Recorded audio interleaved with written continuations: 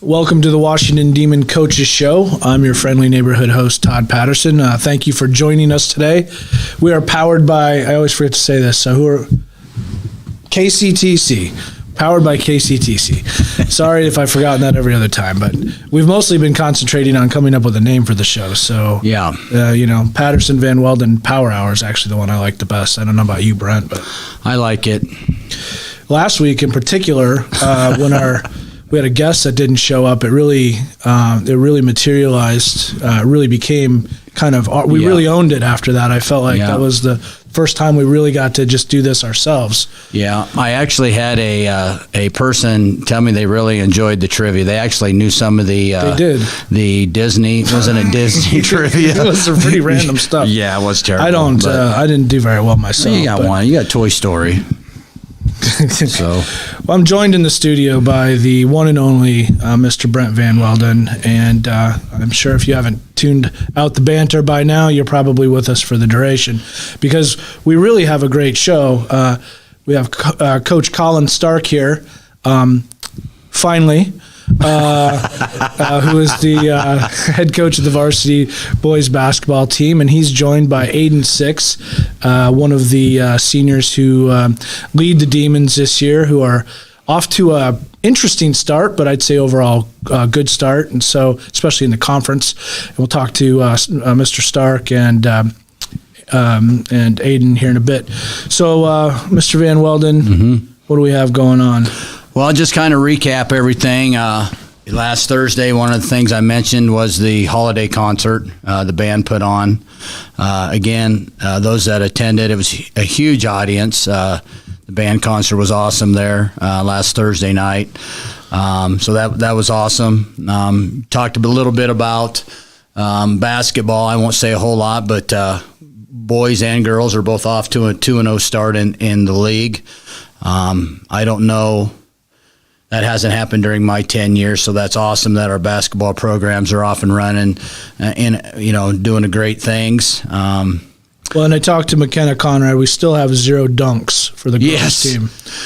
She'll get one. I think she'll get one. Of all their team, I think she's got the best chance. I'm not sure the boys have a dunk. You guys, do we have a dunk yet? I will get one. Don't try for it. You know what? I would rather them take the easy layup than try the dunk. Is that right? I want the guaranteed points. I'd rather be entertained. I know. But if they miss the dunk, it's like, come on. It's kind of embarrassing because they could have laid it. Well, they can do like a Larry Bird kind of. They don't have to do, Jordan or Dr. J or anything like that. Just 2 fingers, just over the top, Yeah. We call that a 6 dunk here in town. Yeah. Is that right? Yeah. I could never dunk it. I could never palm the basketball, let alone dunk it. So. I can look at you. Yeah.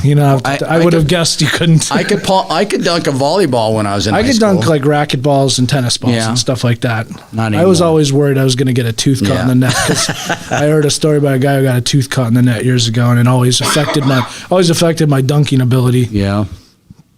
So, anyway, that was choir and girls choir basketball? tonight. We have big choir concert tonight at the high school. Mr. Runnis in high school will be putting on the concert. It's actually on at the same time as the wrestling meet. So if you get maybe tired of one, maybe you can go to the other. Get a 2-for-1 deal. I don't think that's one of the most crossover type crowds I can imagine, right? The choir and the wrestling group. Yeah. I don't know. You could, I'd actually catch both. Maybe. I'd actually go to both, but But anyway, the choir concert tonight in the auditorium. Then we have the wrestling meet against Keokuk. Just a dual meet. Just a duel. So it'll be pretty quick tonight for the dual meet. And how is Keokuk from a wrestling standpoint? They are better. They have a much fuller lineup than they did last year, so it'll be fun. Neither one of us have a completely full lineup. So we got beat last week by Fairfield down there pretty handily, missing a few kids, but. Tonight, we're about as full as we can be, so hopefully we'll be able to get a win in the conference column for the wrestling team tonight. Looking back, I guess at Mount Vernon, Chase Greiner had a great tournament. Mount Vernon won the Mount Vernon tournament. Teagan won the Vinton-Shellsburg tournament on the girls' side.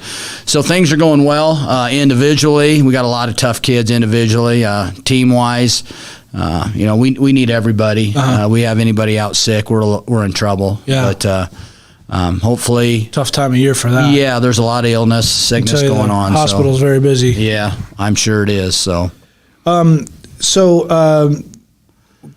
me ask you a question. With the, I don't really know what the term is, but the reduced lunch stuff. Yeah. That they're looking at.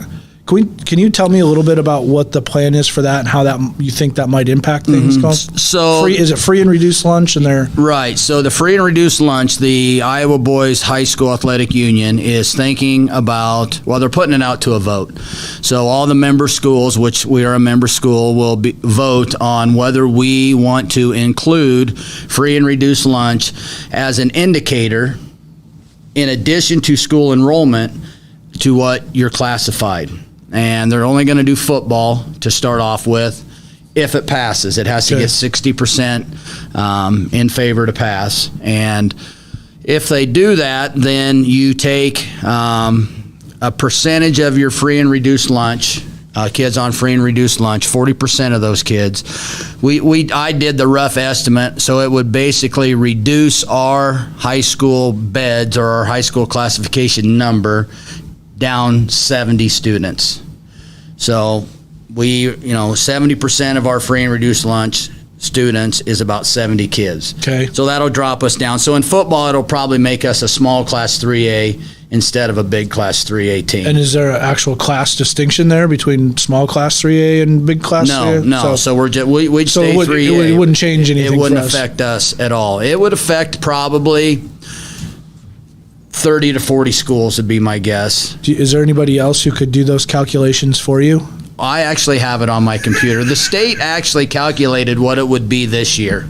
And there's about 15 to 20 schools that would move up a class and about 15 to 20 schools that would move down. Well, so maybe within the confines of 3A, maybe you'd have people moving out of That's 3A. correct. Okay. That's correct. To go to 4A. Right. Okay. So I'm curious, when does that get voted in, did you say? The vote is coming up real quick. I think it's coming up next week. And then would that be effective for the 23 school year? Yeah, 23-24 school year. So it'd already be, people would get reclassified this spring yet, basically? Well, we're on a reclassification anyway. So the way football does it is they do a 2-year cycle. Every 2 years it's reclassified. Your schedules are changed every 2 years. I just had a person ask me when homecoming was next year, and I'm like, well, we don't even know what class we are. We don't know who we're going to play. So there's a lot that has to be done before next football season. That's really early to be asking about homecoming. Yeah, it is. Yeah. So I won't tell who it is, but they're it wasn't one of my kids. No, they're was it my wife? One of the teachers has actually been asked to go on to a wedding that's in another country. Yeah. What destination wedding, and wanted to know when homecoming was. I said I have no clue. So. Anyway, that's exciting. So do you think that will pass? I do think it'll pass, and for us, obviously, it won't affect football too much, but I do think if they continued into other sports, it could affect us in other sports. Okay, so it's very interesting. I actually think it's a great thing. I do too. Potentially, I think just for parity's sake, playing teams that you get the best games and the best competition. Right. I think it's got a lot of potential for that. So. Anything you want to add? Anything going on in the middle school or? Middle school, like I said, they're finishing up their, first half of their season. They play their last games tonight. They play their last games tonight for basketball. Middle school wrestling had a home meet last night or Tuesday night, and they went 12-8, I think. Won 12 matches, lost 8, so that was good. They're rolling. They're having a good season. There are 20 weight classes in middle school? 20 and no, they don't wrestle weight classes. They just pair them up. Oh, I see. So they just did 20 matches. Yeah, they just did 20 matches and pair them up. So that would have been nice. I was confused there for a minute. Well, I haven't. 12-8 is 20. I'm like, how do you get 20? Yeah, I'm a little slow. I apologize. No, it's okay. It's higher level math. Yeah, but we're running. We go on winter break next Wednesday. So our last event of 2022 will be on next Tuesday when our teams play against Fort Madison, so nice. Things are rolling real quick. Yeah, it's going fast. It's a fast year, especially for a dad with a senior. So I think we'll go ahead and take our first break, and thank you for tuning in. We'll be back with Coach Stark and Aden 6. Since 1905, Kelowna Cooperative Technology Company has helped our community stay connected with the latest advancements in clear, dependable telecommunications services. KCTC provides rural Iowans with access to high-speed fiber internet, as well as phone, television, computer repair, and cybersecurity solutions. We're also proud supporters of local organizations and area schools within the community. KCTC, keeping Kelowna connected. Federation Bank is a locally owned bank providing award-winning customer service.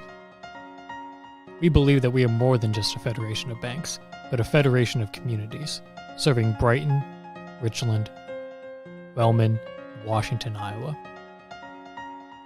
Federation Bank's highly skilled staff is here to make sure you are able to accomplish your personal and professional goals, whatever they may be. Federation Bank, your family bank. At the Capper Auto Group, we put our customers' needs first and understand that everyone is as different as the vehicle they select. We offer new Ford, Chevrolet, Buick, GMC, Jeep, Chrysler, Dodge, and Ram vehicles in a friendly environment that puts you in the driver's seat.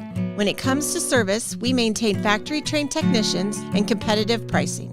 The Capper Auto Group still believes that service after the sale provides the best customer experience. Come see the Capper experience for yourself.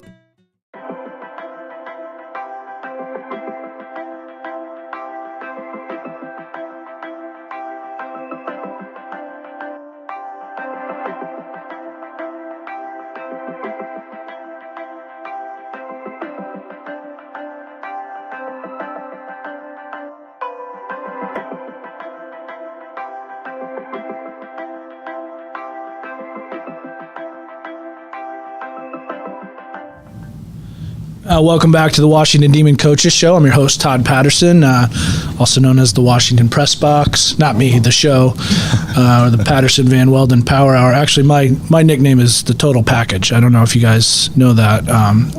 When your initials are TP, you search for other options very early on in life. So, but you know what they say about my initials, TP. They just because no job's finished till the paperwork's done. So, well, we're back in the studio. I'm joined now by by head basketball coach Collin Stark and one of the senior leaders on the team, Aden 6. So, welcome, guys, and really glad to have you on, Collin. It seems like we've been trying to get you here for a while. Yeah, it's good to be here. We'll see what the viewership is with the wait. You mean with a guest? Yeah. Yeah. So maybe give us some idea of how first why don't you just give us an idea of the games you played recently, kind of what is the road ahead, next couple games you have coming up, etc. Yeah, this year is kind of the first year that we've really not so much front load the conference or the schedule, but tried to balance it as best we can. So we actually have 8 games before Christmas break, where I think in years past we've had 6, where then it's more, we might have some weeks of 3 games in the second half of the year. But this year we'll have more like 2 a week. So, and more home games, it seems like this year too, right? Yeah. Or is that my imagination? No, I think last year we had quite a few more away, where this year, we have a little bit more home, and kind of like every year, we try to, again, balance it as best we can. And then, sometimes with, teams taking us off the schedule, it kind of affects that a little bit. But, in the past couple of weeks, we've had games Tuesday, Fridays, with our conference games on Fridays. So that seems to work pretty well, I would say. It's good from a viewership standpoint. But this week, so you've got Mount Pleasant yet this week, and then and I don't. You want to talk about them a little bit, but then it sounds like there's kind of this cool thing going on down in Keokuk on Saturday. If you can talk about that a little bit.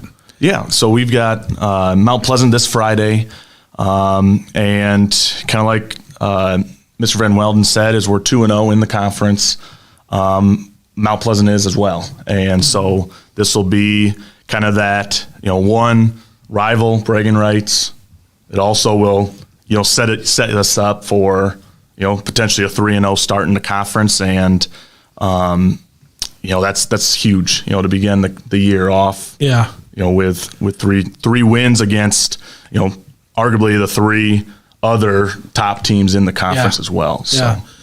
So, and then the Keokuk event on Saturday, it looks, I wasn't quite sure I understood it, but it looked like our conference is basically playing a conference for Missouri, like they're pairing teams off. Is that kind of what it is, or?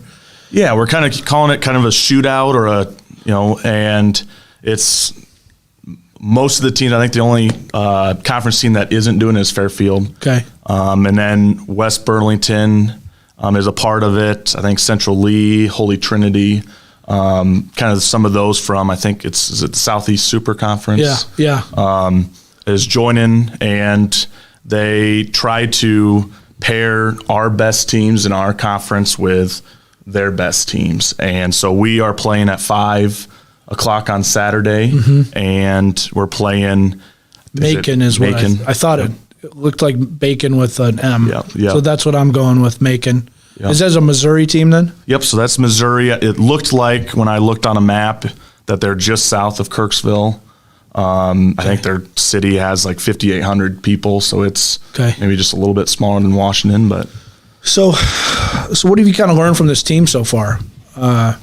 You've had some really good games and, some really tough games. I don't know that we've had a bad game, but we've had some tough games and some good games. And actually, maybe they've all been tough. They seem all tough. They all seem like street fights, actually.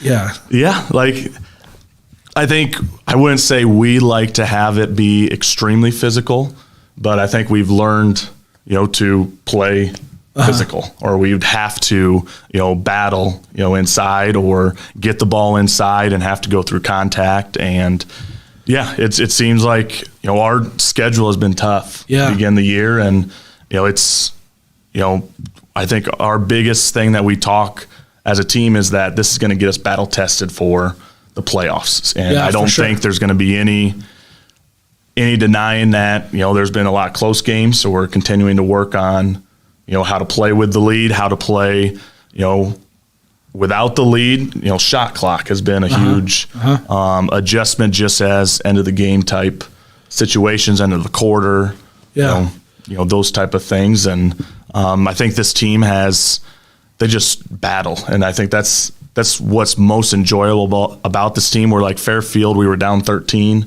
came back and won that game. Against Oskaloosa, I think we got 13 or 15 down. Yeah. Didn't even allow them to score a point in the third quarter. Yeah. So this team is gritty. They like to compete, like to battle, and I think as we keep getting throughout the year, they're going to get more and more used to playing with each other, and we'll have a few extra additions to our varsity team after Christmas break from injury. I think you're Patty too. I think your eligibilities. Yeah, well, my knees are shot, so it's no good. Yeah. Well, one thing I've noticed about this team, and it was apparent, especially in the Burlington game, a little bit in the Albia game, but apparent in the Burlington game and the Oskaloosa game. So you come out really, really physical games. We're playing defense, not using hands. We're playing good. Especially in the Burlington and Oskaloosa games, we played a lot better defense, I think, than we had. Or, the teams weren't as hot. Yeah. They get some ridiculously hot teams early in the season, but, you're not reaching. We're playing smart defense. And even though the other team is kind of doing all those things that annoy you, eventually they're getting in foul trouble, and their players are sitting on the bench while we're out there, competing. And I think we got in foul trouble in the Albia game, but we've kind of flipped that now. So where we see when we play things the right way, the first half can be rough, but eventually their players start falling out of the game, and it opens things up quite a bit. That happened in both the last two games. Yeah, and that's like what you said is I think we learned, unfortunately sometimes you want to learn still with a win, but I think we learned the hard way with Albia that as long as we stay out of foul trouble and we play the right way, at some point it's going to catch up to, like you said, to the other team of, if they're going to be playing with their hands, with being physical, once they start getting in foul trouble, now all of a sudden maybe their second, and third best option, scoring wise isn't as good as our, top. Well, and I actually think some of these teams should be fouling out in the first quarter, but that's just my opinion. I've tried to convey that to some of the referees from the stands, and my wife told me I shouldn't do that anymore. So I've been sitting in different parts of the gym to make that not so obvious. We need a break? All right. We're going to go ahead and take another quick break, and we'll be back to talk to Aden 6. Hospice isn't a place, it's a type of care that focuses on living. Servicing a 7-county area, the Hospice of Washington County staff of nurses, social work, hospice aides, spiritual and grief support, volunteers, music and massage therapists are able to provide free end-of-life care where the patient lives. We write wills, give consent for organ donation, but rarely is there a plan for what we would want the final phase of our lives. At Hospice of Washington County, we encourage our patients to be in charge of their healthcare decisions while maintaining quality of life.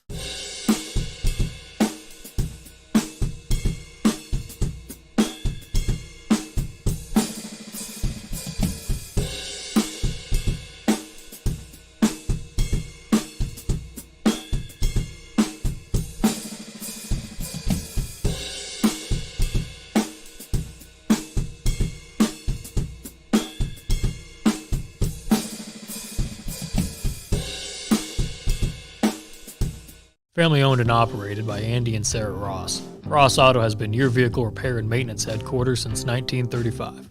We specialize in all makes of cars and light-duty trucks.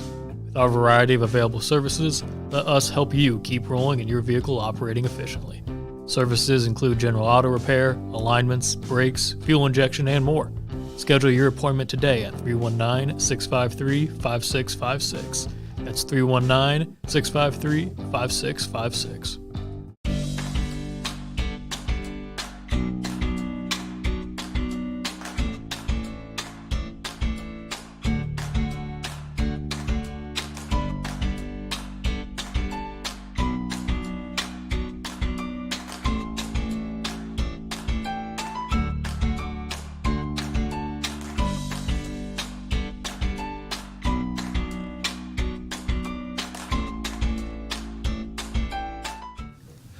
Welcome back to the Washington Demon Coaches Show. I'm your host, Todd Patterson. I'm now excited to talk. I don't know if he's excited, but I'm excited to talk to Aden 6.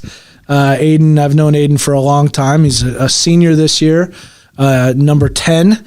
Aden, great to have you. Thanks for having me. Yeah. So let's talk about what is your role on this particular basketball team? After, a lot of guys leaving from last year, some top guys, kind of stepped in more to like a captain, but also we have, a lot of seniors still, so kind of all together, not just kind of a one-man show. It's kind of, like we have five guys that are main that can step up and tell what someone needs to do and stuff, so kind of take a part of that. So the importance of that senior leadership. And so most people probably know, but you're one third of a triplet. Yep. I don't know. I was going to call them a pair, but clearly you wouldn't call them a pair. How is it playing with your brothers? And, you all have had some varsity time over the last couple of years, et cetera, but now you're kind of pillars in the starting lineup. You guys are getting tons of minutes. How is that playing with those guys? Oh, it's good. Kind of takes it back to like freshman year. I think that was like in JV, like that was the last time we've all kind of played together a lot. So it's kind of good to play together, and it's, sometimes it can be rough, just like, getting all us three together, but it's still good. Because you get, what do you mean? Because you get on each other? Yeah. So you guys are kind of rough on each other? Yeah. Yeah. Can you read each other's minds? No. Okay. You No, just we saying cannot. that? Okay. I'm positive we cannot. So how long you been playing basketball? Since like fourth Don't grade. even remember. Lone Tree League, whenever that was. Lone Tree League, yeah, right. Yeah, that was a long time ago. Yeah. So what's your favorite thing about basketball? I enjoy the family, like all the teammates and everything, and also being always able to practice basketball. Like it's one of those where you just find a hoop no matter what, and you can always practice and do something to get better. Yeah. So I know we talked about this off air, and I mentioned I was going to ask you, so you can just say you don't have any yet, but future plans at this point? Are you interested in playing basketball at the next level? I am interested. Just looking at a couple schools, seeing probably wait till the end of basketball season just to make my final decision. But Cool. That's really exciting. You think the three of you will travel together, or I don't know. does I it think matter? it doesn't matter, but I think if we had the opportunity, I think we would. Yeah. But we could also split up. So what do you think this team needs to do the rest of the season here?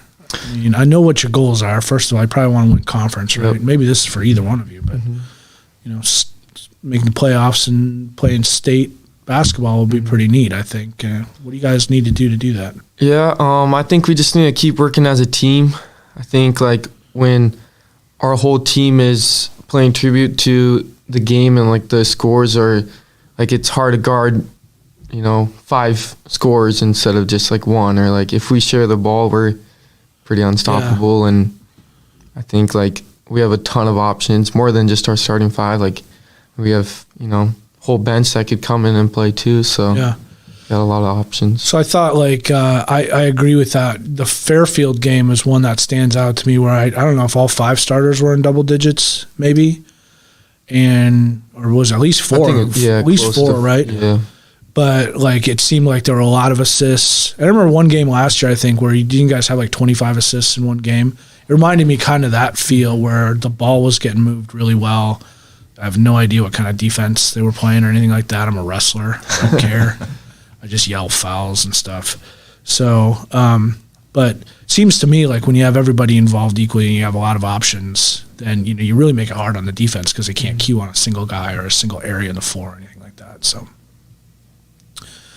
I'm going to mention one thing, and this is completely self-indulgent, but we had a milestone on the team this year, and if I wasn't his dad, I would not feel weird about bringing this up. But I want to ask you about Ethan and getting his 1,000th point this year, and what does that mean? What does that mean to the team? I know what it means to him. He's very proud of it, but what are your thoughts on that? You want me to answer? Sure. Whoever wants to.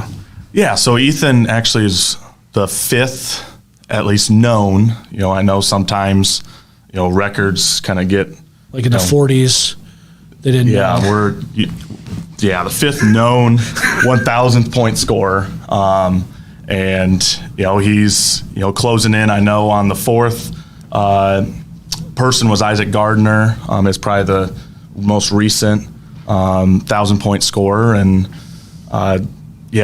for especially the bigger the school that you go, the tougher it is. You've got to either play all 4 years. You have to have some pretty dang good years to do 1,000 points. I know last year, Kason Bailey ended up getting up to 850. So he was kind of that next closest person to get there. And the 1,000 point, I know might look as, a individual accomplishment. It is just because of how much Ethan has put into the game of basketball, of coming to all the open gym in the summer, getting in the gym, all the hours to it, but it's also, to a team, accomplishment as well, where getting him open with screens or, getting that ball reversed, just all those components. So it's, he should feel pretty honored, but it also should be an honor for the rest of the players that have played with him. I think that's totally accurate. I think that is how he feels, and so we're real proud of it. And hopefully he keeps going here. And I feel his first dunk coming on real soon. How about you, Aden? That's a bigger question about the dunks. Yeah, working on it. Trying to. No, don't force it. I still remember the game Ethan's freshman year. I don't know, maybe it was his second start or something. We were down at Fairfield, and Brock Saboski. So Ethan was on a breakaway, and he had an open layup. And Brock Saboski, who at that point had never had an in-game dunk, told Ethan, yelled at him, I'm back. I'm going to jam it. So Ethan threw it. I think he threw it up in the air, or he threw it off the backboard. And we didn't get any points on that particular trip down the court. I don't remember where the ball went, but it didn't go anywhere near Brock. I believe he sat him. I believe that's how that worked. And we all agreed in the stands that was probably the right approach there. So I'll just remind you, it was a turnover, if I can. It wasn't. Yeah. I do recall telling my wife, I don't think Coach Stark is super happy about that particular turn of events. So, Anyway, I appreciate you guys being on the show today. I'm really looking forward to the game down in Mount Pleasant. Unfortunately, I won't be there Saturday, but I should be at all the other games this year. So dropping a fat funk at the wagon wheel with Aces and Eights on Saturday night. Shameless plug. But I wish you guys the best. Stay healthy. Stay in the game. Don't foul out. And we'll see you guys out there, okay? Thanks a lot. Thank you. Thanks a lot, guys. Signing off.